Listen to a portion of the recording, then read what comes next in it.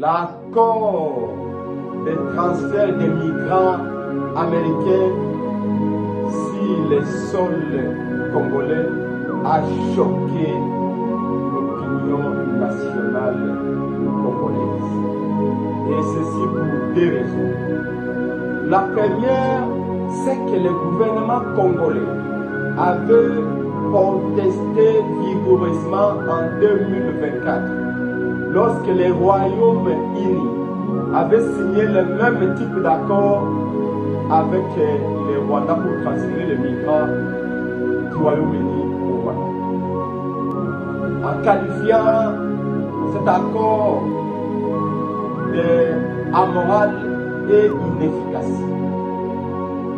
Deuxième raison, c'est que le président américain Donald Trump a qualifié les migrants aux États-Unis de terroristes, de voyous, de prisonniers, de criminels, de bandits, de pédophiles qui ne pouvaient plus résider sur le sol américain et qu'il faut à tout prix envoyer vers les pays du tiers-monde, des républiques bananières comme la RDC.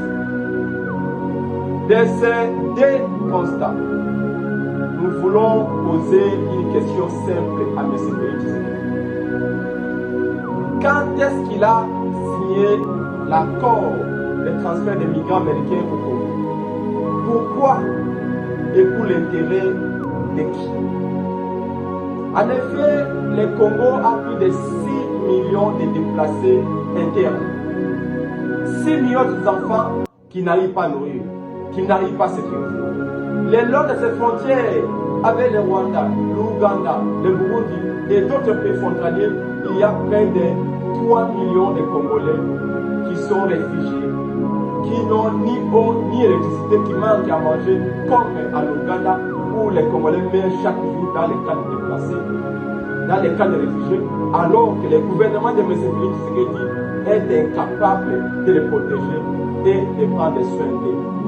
Comment expliquer qu'alors que le pays est en guerre, alors que Kinshasa est dans l'insécurité absolue, on accepte que ces migrants, ces réfugiés, que Donald Trump lui-même qualifie de dangereux pour son pays, des criminels, des terroristes, on puisse les déporter jusqu'au Congo, à Kinshasa, une mégalopole qui est déjà dans l'insécurité totale. La raison de cette capitulation est simple.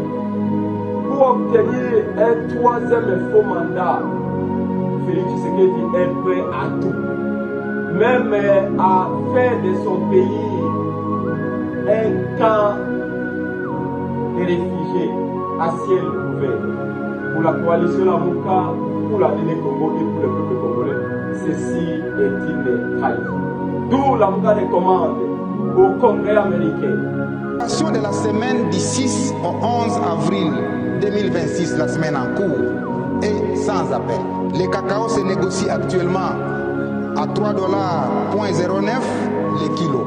À titre de comparaison, le prix moyen de notre mercurial en décembre 2025 était de 5,85$, tandis qu'en décembre 2024, nous avons frôlé les sommets historiques approchant les 11$ sur les marchés internationaux, bien que la mercuriale locale affichait prudemment 6$ en début de ce même mois de décembre 2024. Ces données ne sont pas de simples chiffres, mais des boussoles stratégiques pour nos producteurs. S'agissant des causes de la chute des cours mondiaux, parce que c'est une question principale, nos services identifient 3 facteurs majeurs à ce retournement des situations.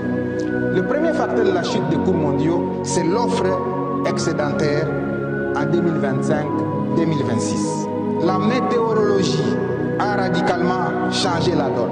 La fin du stress hydrique lié au phénomène que vous connaissez, El Niño, a laissé place à des conditions humides favorables.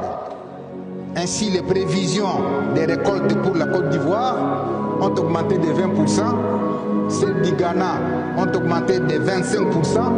Et donc, ces prévisions ont dissipé les craintes des pénuries, entraînant une reconstitution massive des stocks dans les ports d'Abidjan et de Tema. Ça, c'est la première raison. La deuxième raison de la baisse des cours, c'est la reconfiguration de la demande européenne.